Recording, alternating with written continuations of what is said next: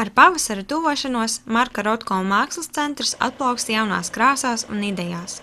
Martā šeit sāksies semināri un meistarklases pieaugušajiem, bet 4. februārī sākās tradicionālais skolotāju konkurss Rotko balva. Tā dalībniekiem ir jāizveido animācijas filma, kuras tematika ir saistīta ar vizuālo mākslu. Visi konkursa dalībnieki saņems diplomus par dalību, bet uzvarētāji piemiņas balvas. Šogad šis konkurss ir domāts jebkuram skolotājam, neatkarīgi kādu priekšmetu viņš māca skolā. Un konkursē ideja ir dot iespēju skolotājiem izpausties multfilmu radīšanā. Pieteikties dalībai var līdz 30. martam.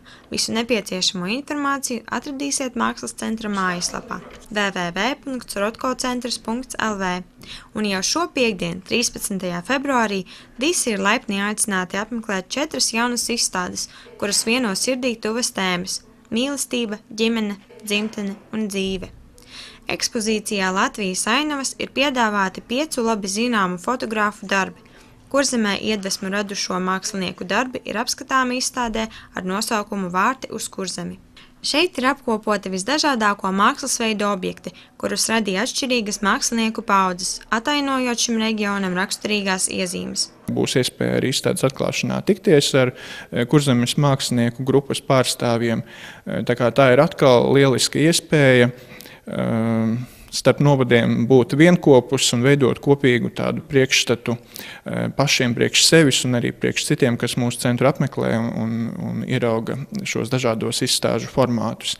Lielu interesi raisīs Zariņu ģimenes ekspozīcija 4 izstādes. Vija un Kaspars Zariņi kopā ar savām meitām Paulu un Martu katrs personīgi sasniedza izvirzīto radošo uzdevumu un apkopoja savus darbus vienviet.